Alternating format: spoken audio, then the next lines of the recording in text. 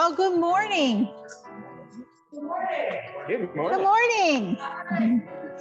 Good morning, all, and it's so good to see everyone this morning, and it's good to be here to worship our amazing God on this day.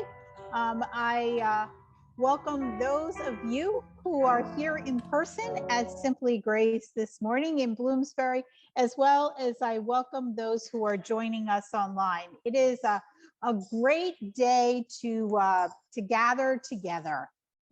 Welcome.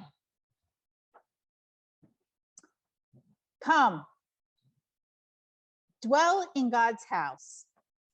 God, our shepherd, welcomes all to this time.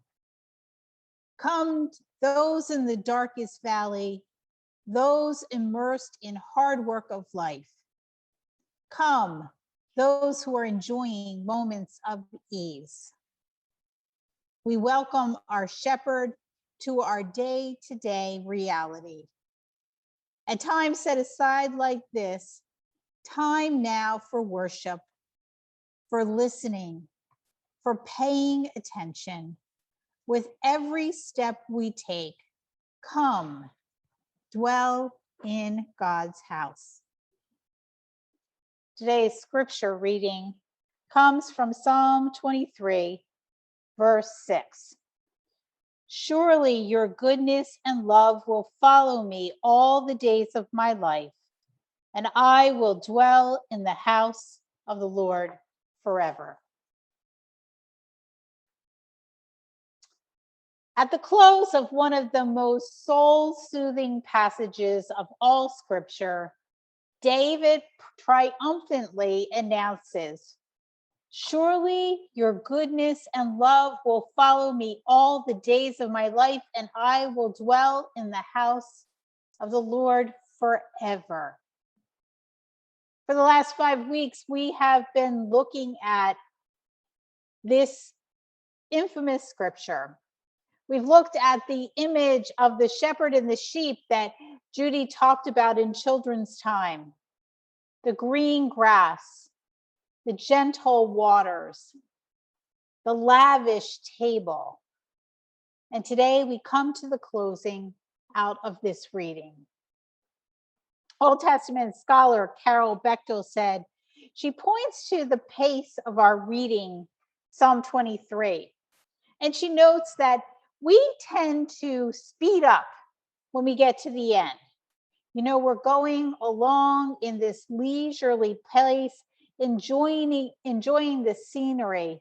But when we get to the last verse, instead of savoring these words, we tend to speed up just a little bit.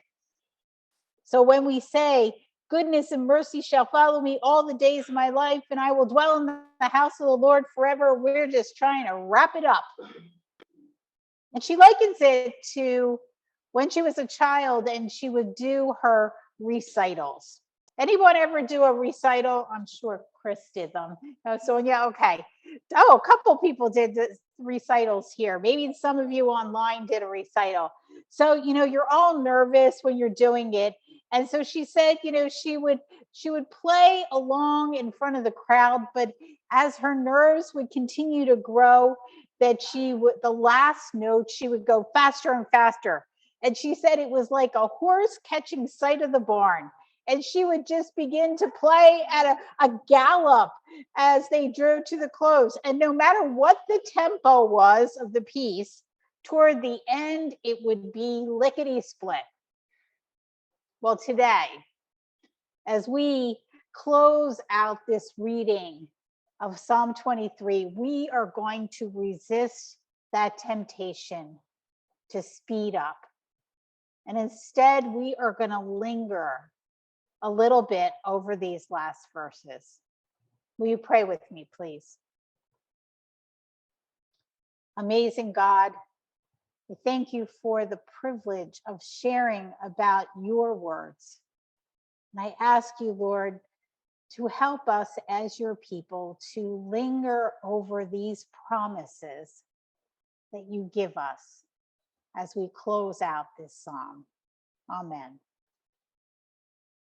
So many scholars believe that David was an old man when he wrote Psalm 23. He had seen tragedies and disappointments, but at the same time, he had really gotten to truly know who God was.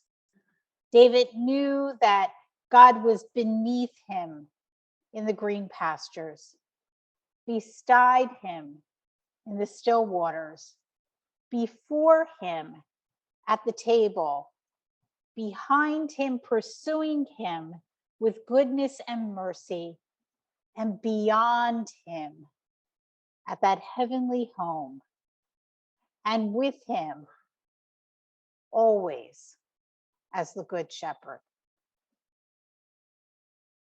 And after a long life filled with triumphs and tragedies, he was proclaiming, "Surely goodness and love follow me all the days of my life."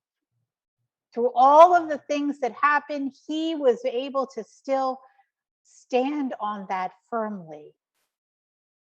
Goodness and mercy. Goodness and mercy are attributes of God. And some might say that they're the same, but actually they have some unique characteristics.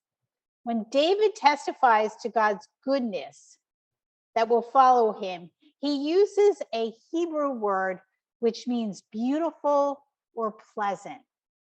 So he's saying God's beauty, God's pleasantness will follow me. And then he uses for mercy a Hebrew word which is hesed. And no one can really pinpoint exactly one English word that matches up with this Hebrew word.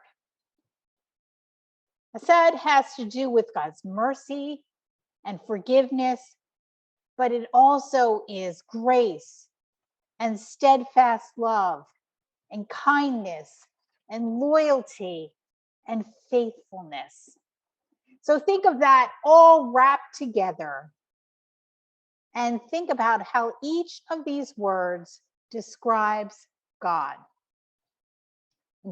And David couples them together intentionally because with goodness and with mercy, all of our needs are fulfilled. Everything. Goodness meets our human need, and mercy forgives our faults. Goodness cares for our earthly needs, and mercy cares for our spiritual needs. Goodness comes from the bounty of God, and mercy from the love of God. Goodness is God's hand, mercy is God's heart. I cannot imagine what we might need more in this world today than a good dose of goodness and mercy. Goodness and mercy follows us all the days of our lives. You see, you don't have to wait to get to heaven to know God's goodness and mercy. God's goodness and love follows us, follows you, follows me throughout our life. Eternal life that forever starts now. You know, so many people think Christianity is about giving up things, even giving up good things now so you can enjoy them later in heaven. But there's nothing in the Bible that says that. You don't have to wait. Eternal life is not about a long life lived here in misery and that and then continues to go on and on and on forever, but rather it's about living in harmony with God's purposes, both here and now. When we live here in connection with God, and then when God's finally, his kingdom comes in fullness later. David says that God's goodness and love never stops, never gives up, always and forever will follow us all the days of our lives. God's goodness and love will follow you all the time. And the word follow is not just a casual, like, I follow by watching a TV show kind of thing. It means to pursue or to stick to. You know, kind of like Top Gun, I'm not leaving my wingman kind of follow. Interestingly, in the Psalms, typically it's our enemies who pursue the psalmist in order to do them harm. They're like nipping at their heels. They're so close. And David knew what it was like to be tracked by evil men, to be pursued by wickedness and wrath. But in this psalm, it is God who is pursuing us with goodness and love. Grace, God's grace, always searches for us and rescues us. Jesus, our shepherd, is on the path. Jesus is with us in the valley. There is not a single day that Jesus is not there. God has never lost track of you. No matter what circumstances you have ever found yourself in, God is with you. Having a good day, God's with you. Having a bad day, God is with you. Having a kind of day, God is with you. No matter what, God's goodness and mercy is right there, right at our heels. Jesus is the shepherd on the path. And then when we move to the closing of the psalm, it says, I will dwell in the house of the Lord forever. And being in God's presence meant everything to David. Since he shared such a close relationship with God, because he shared such a close relationship with God, David could not picture himself in being any other place forever, except for being in permanent residence with God in God's house, basking in God's goodness and love each and every day. You know, I remember being little, and, you know, I'll have to admit, probably sometimes as an adult too, thinking like, what would it be like if all you did all day long is just praise God? Because they say that's what the angels do. You know, for all eternity, the angels have been just praising God. As a little kid, that seemed like really boring, because like I wanted heaven to be like about eating ice cream all the time and playing outside and all those things. And that, to me, it was like eternity would be like being in church all the time. And that didn't sound good. But, you know, David knew. David loved God so deeply that he just knew that to be complete, to really have the fullness of joy, no amount of ice cream or playing outside would come to the joy of dwelling in God's house forever. And then he wraps it up, kind of like he brings everything together, because he is a poet, right? This is in sense a poem. And he began with, the Lord is my shepherd. And he ends it with, I'll dwell in the house of the Lord.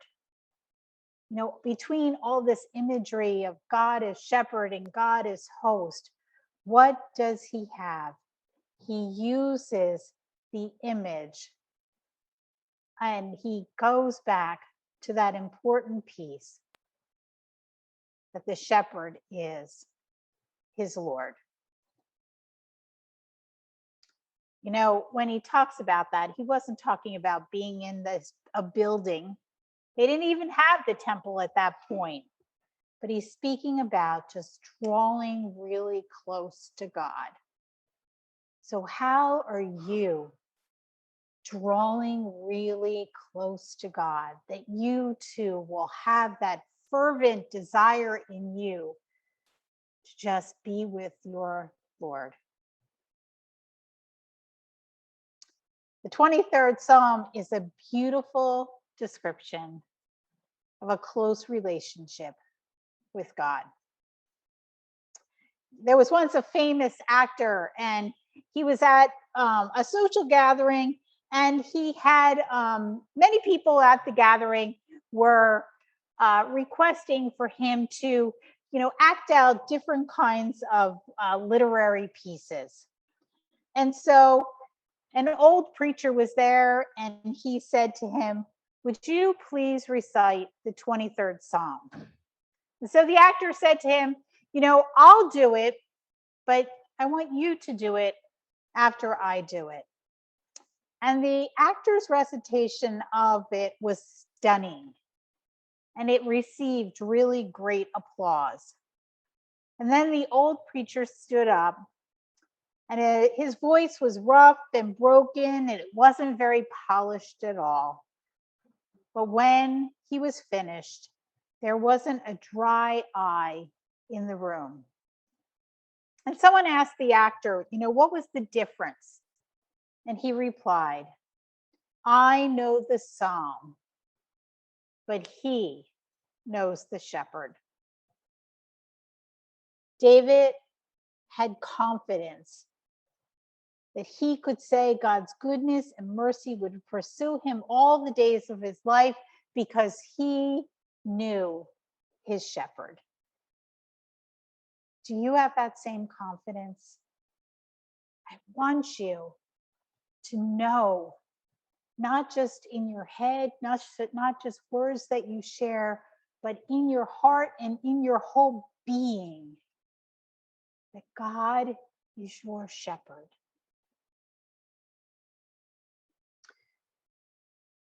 For many these days, Psalm 23 has been used as a funeral sermon. In the hundreds of funerals that I have done in my ministry, I would say likely I have read the 23rd Psalm in each and every one of them. But I have to say that we miss the point. We limit this psalm for sure if we just set it aside for funerals. For while it is a good psalm to read on those days, it was not written to comfort people concerning death. It was written to comfort people while we are still alive. Psalm 23 was written for the lost, for the wanderer, the stubborn, the broken, and the sinful. It was written for you. It was written for me. And so now, what we're going to do in closing this morning is we're going to read it together. It's going to come up on the screen. And I'm going to invite Lon. He's going to sign it for us as we together pray Psalm 23. And I invite those that are at home to also pray along with us this psalm. And we're going to say it, slowly and prayerfully. The Lord is my shepherd. I lack nothing. He makes me lie down in green pastures. He leads me beside quiet waters. He refreshes my soul. He guides me along the right path for his name's sake. Even though I walk through the darkest valley, I will fear no evil, for you are with me. The rod and your staff, they comfort me. There a table before me. In the presence of my enemies, you anoint my head with oil, my cup overflows. Surely your goodness and love will follow me all the days of my life, and I will dwell in the house of the Lord forever. Amen. Okay, then let's stand. If you are online with us, I'm going to invite you to unmute yourself so that we can do our closing together. I have you. I have you. I have you. You have me. You have You me. have me. We have each other. We have We each have other. each other. We'll reach out to others. We'll Reach out to others. God has us all. God has God us all. has us all. Amen. And thank you so much for joining us on this day. And thank you for those who joined us online. We're really glad to see you.